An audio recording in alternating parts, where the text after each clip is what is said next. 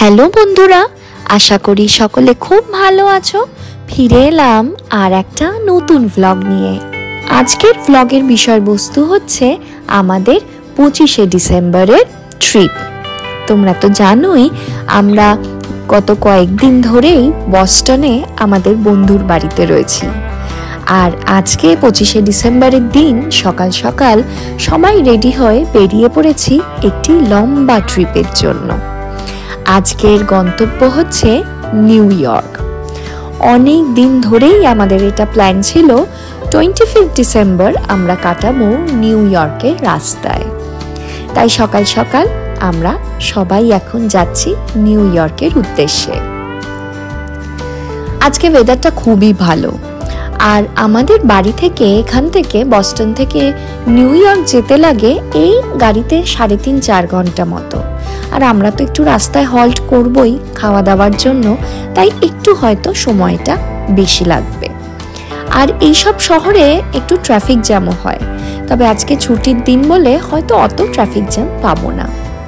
সকালে ব্রেকফাস্ট বলতে আমরা ওই কফি বা কেউ হট চকলেট এবং মাফিন এই ধরনের হালকা খাবার খেয়ে নিয়েছিলাম। আর রাস্তায় একটি ভালো ইন্ডিয়ান রেস্টুরেন্ট পেলাম, সেখানেই আমরা এখন যাচ্ছি। আমাদের দেশে যেরকম দেখি 25শে ডিসেম্বর বা 31 ডিসেম্বর বা যে কোনো ছুটির দিনে রেস্টুরেন্টগুলো কিন্তু একদম রমিয়ে চলে, তবে এখানে ঠিক তার উল্টোটা হয়। ছুটির দিনে এই দোকানগুলো সব বন্ধ। 25শে ডিসেম্বর এখানে কিন্তু কোনো দোকানই খোলা রাখে না। তবে ভাগ্যক্রমে আমরা এই ইন্ডিয়ান রেস্টুরেন্টটি খোলা পেয়েছিলাম। তাই দুপুরবেলা কেউ ভাত, কেউ নান, কেউ পরোটা, তার সঙ্গে চিকেন দিয়ে আমরা লাঞ্চ সেরে নিলাম। খাবারগুলো বেশ ভালো ছিল। খাওয়া দাওয়া করে ফ্রেশ হয়ে আমরা আবার রওনা হয়েছি নিউ ইয়র্কের দিকে। ওখানে পৌঁছতে পৌঁছতে আমাদের প্রায় বিকেল হয়ে গেল। আর রাস্তাটা ভারী অপূর্ব ছিল, চারপাশে তো বরফে ঘেরা, তাই লাগছিল কিন্তু বেশ সুন্দর। এখন আমরা ঢুকে পড়েছি নিউ ইয়র্ক শহরে। চলে এসেছি জর্জ ওয়াশিংটন ব্রিজের কাছে। বিকেলের পড়ন্ত রোদের মধ্যে সবটাই লাগছিল ভারী অপূর্ব। এই জায়গাটায় আমরা একটুখানি জ্যাম পেয়েছিলাম। আর আমাদের হোটেলটা মেইন শহর থেকে একটু দূরে।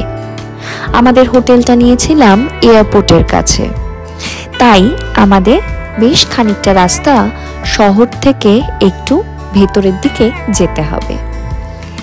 চারপাশে সৌন্দর্য দেখতে দেখতে আমরা এগোতে থাকলাম আমাদের হোটেলের দিকে। হোটেলে পৌঁছতে পৌঁছতে বেশ খানিকটা বিকেল হয়ে গেল।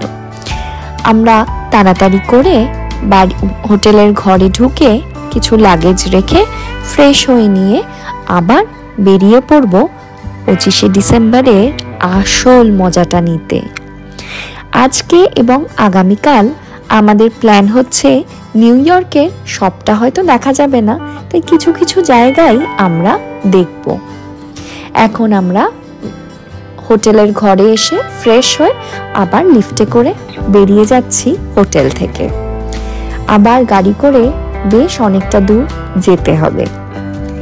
যেহেতু আজকে 25শে ডিসেম্বর, রাস্তায় কিন্তু লোকজনের ভিড় মোটেও কম নয়। সবাই বেরিয়ে পড়েছে আনন্দ করতে, সঙ্গে আমরাও। আমাদের প্ল্যান হচ্ছে গাড়ি করে কিছুটা দূর গিয়ে এক জায়গায় গাড়ি পার্ক করব এবং এই সমস্ত শহরে মেট্রো, বাস এই রুটগুলো খুব ভালো চলে। তাই আজকে আমরা কিছু দূর গাড়ি করে গিয়ে তারপর চড়ব মেট্রোতে। আর যেরকম বলছিলাম, পুরো শহর তো এই দুটো দিনে দেখা হবে না। আসলে দুটো দিনও পুরো নয়, বলা যায় 1.5 দিন। 1.5 দিনে পুরো শহর নিউ ইয়র্ক দেখা সম্ভব নয়। তাই আমরা হাতে গোনা কিছু জায়গায় আজকে ঘুরব। এই যে ঢুকে পড়েছি লিংকন টানেলের ভেতর। নিউ ইয়র্কের ট্রিপ আমি এর আগেও করেছিলাম, যখন প্রথম ইউএসএতে এসেছিলাম। সেই ভিডিও আমি আমার চ্যানেলে দিয়েছি। শুরুই করেছিলাম সেই ভিডিও দিয়ে। যারা দেখোনি তাদেরকে অনুরোধ, অবশ্যই তোমরা দেখো। টানেলের মধ্যে দিয়ে গিয়ে আমরা এক জায়গায় গাড়ি পার্ক করে উঠে পড়লাম মেট্রোতে।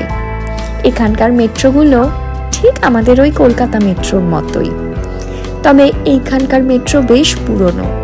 তবে নিউ ইয়র্ক এবং বস্টনে এসে দেখলাম এখানে রোজকার যাতায়াতের জন্য গাড়ির থেকেও মেট্রো যাতায়াতটি ভারী সুবিধার, এবং মেট্রো এখানে ভীষণভাবেই সচল। আমরা সকলে মিলে মেট্রোতে করে খুব তাড়াতাড়ি পৌঁছে গেলাম পাথ মেট্রো স্টেশনে। এই পাথ মেট্রো স্টেশনটিতেই এর সামনেই রয়েছে সেই 9/11 মেমোরিয়ালটি, এবং ওয়ার্ল্ড ট্রেড সেন্টার বিল্ডিংটিও এখানেই রয়েছে।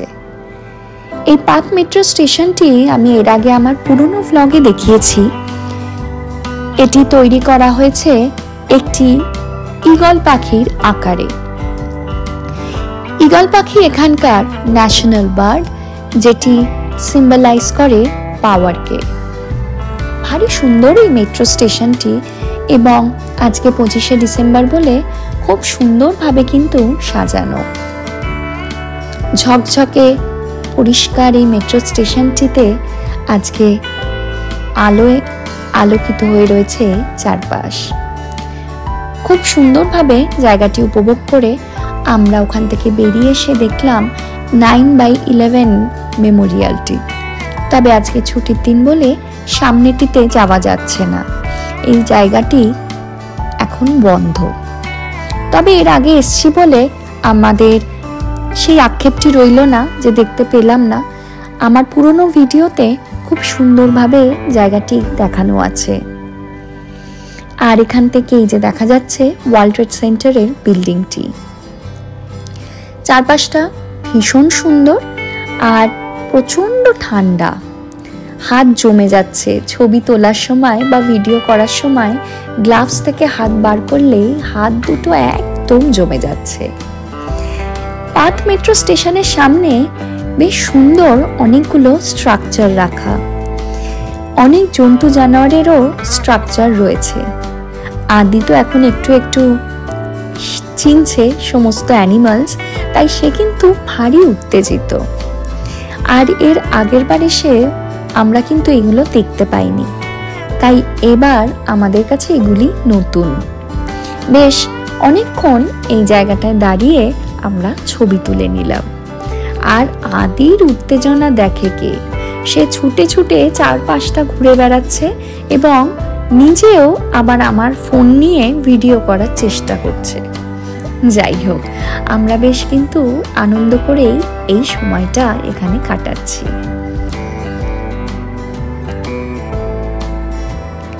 বেশ অনেকক্ষণ এখানে সময় কাটালাম। এখন আমরা যাব আবার মেট্রো করে ব্রুকলিন ব্রিজের কাছে। এই ব্রুকলিন ব্রিজে কিন্তু গতবার আমরা কেউই যাইনি। দিব্যায়ন একমাত্র এখানে ব্রুকলিন ব্রিজটি আগে ঘুরেছে, তাই আমরা এখন যাব ব্রুকলিন ব্রিজ ঘুরতে। ব্রুকলিন ব্রিজের কাছে পৌঁছানোর আগেই আমরা একটু পেট পুজো করে নিলাম। গরম গরম চিকেন কাবাব, আর এখানে চিকেন কাবাব বেশ সুন্দর এরকম পাউরুটির মধ্যে দেয়, খেতে দারুণ ছিল। আর ওই যে আমরা উঠে পড়লাম ব্রুকলিন ব্রিজের ওপর। ওই যে দূরে দেখা যাচ্ছে ব্রুকলিন ব্রিজ। কত সিনেমার পর্দাতেই না দেখেছি এই ব্রিজটিকে, আর আজকে আমরা উঠে পড়েছি এই ব্রিজটির ওপর। ভাবতেও কিরম অবাক লাগে। তেমনই এখানে ঠান্ডা। এখন রাত যত বাড়ছে ঠান্ডাও তত বাড়ছে, আর তার সঙ্গে দিচ্ছে একটি হাড় হিম করা হাওয়া। ভীষণ ঠান্ডা। তবে যাই হোক, আমরা এখন ঠান্ডা বলে মুগ্ধ হয়ে দেখছি ব্রিজটিকে। কি অপূর্ব লাগছে সামনে থেকে দেখতে।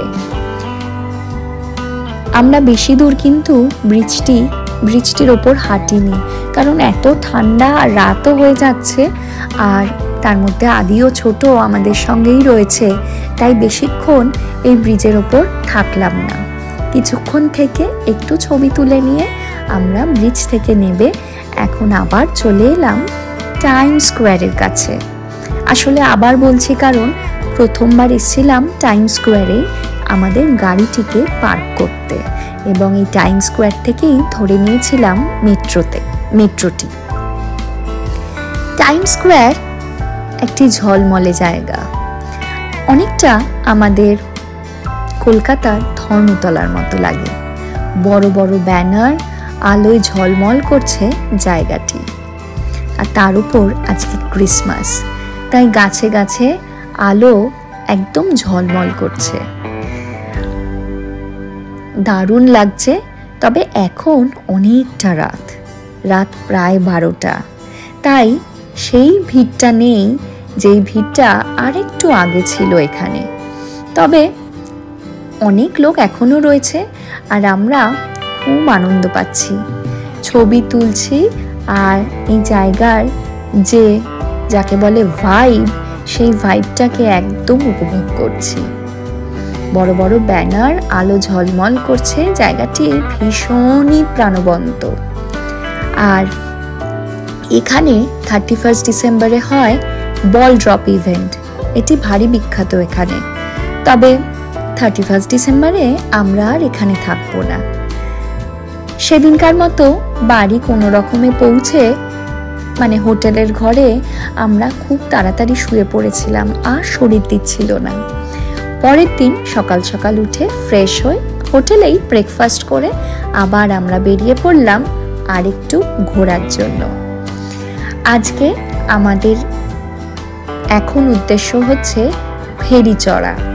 গতবার অবশ্য এটি আমাদের চড়া হলেও ঠিক ফেরি করে আমরা পুরো জায়গাটা ঘুরিনি। ফেরি আগেরবারও চড়েছিলাম, তবে এবার আমরা ফেরি করে যাব স্ট্যাচু অফ লিবার্টি দেখতে।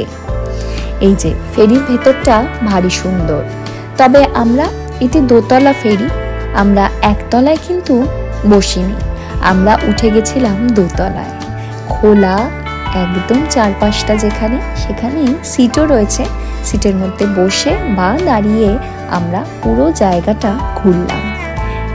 এই ফেরিটি আমাদেরকে মোটামুটি নিউ ইয়র্কে সবটাই একটি অল্প অল্প করে একটু করে দেখাবে, এবং স্ট্যাচু অফ লিবার্টির কাছেও নিয়ে যাবে, তবে সেখানে নামাবে না। আবার সেখান থেকে ঘুরিয়ে আমাদের নিয়ে আসবে এই ফেরিঘাটে, যেখান থেকে আমরা স্টার্ট করেছিলাম। শুরুতেই আমাদের এই নিউ ইয়র্কের স্কাই লাইনটি দেখিয়ে দিল, যেখানে রয়েছে বিশাল বড় বড় বিল্ডিং। মুগ্ধ হয়ে আমরা সবাই দেখছি, আর তার সঙ্গে রয়েছে এখানে ভীষণ সুন্দর বিবরণ। সেই বিবরণটি আমি একটু তোমাদের শোনাই।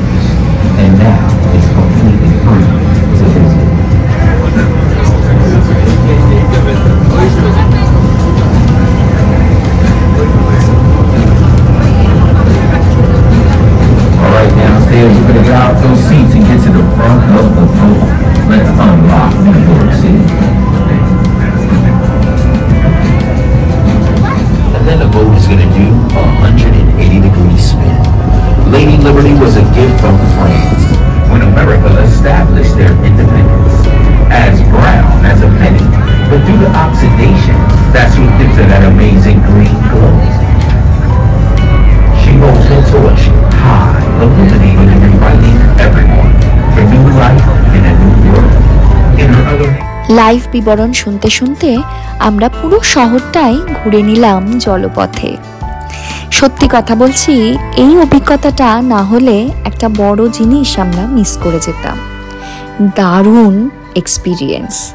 আর সামনেই দেখতে পাচ্ছি স্ট্যাচু অফ লিবার্টি। সেই কোন ছোটবেলা থেকে বইয়ের পাতাতেই দেখেছি তাকে, আর আজকে চোখের সামনে তাকে দেখছি। সত্যি বলছি, গায়ে কাঁটা দিচ্ছে, দারুণ লাগছে। ভীষণ সুন্দর এক অভিজ্ঞতা নিয়ে আমরা এখন নেমে পড়লাম ফেরি থেকে। সেখান থেকে আমরা চলে এসেছি টাইমস স্কোয়ারে একটি কাশ্মীরি দোকানে। এখানে অনেক খাবার অর্ডার করেছিলাম আর প্রতিটি খাবারই ছিল ভীষণ টেস্টি, দারুণ ছিল প্রতিটি স্বাদ। খাওয়া দাওয়া করে এখন যাব বাড়ির উদ্দেশ্যে। কেমন হলো আমাদের? ভালো। New York trip, short trip, দারুণ দারুণ। ইপি ফুররে আসছে বছর আবার হবে কি? একদম নিউ ইয়র্ক হবে না, অন্য জায়গা। কলোরাডো। ঠিক আছে, আসছে বছর অন্য কোথাও হবে।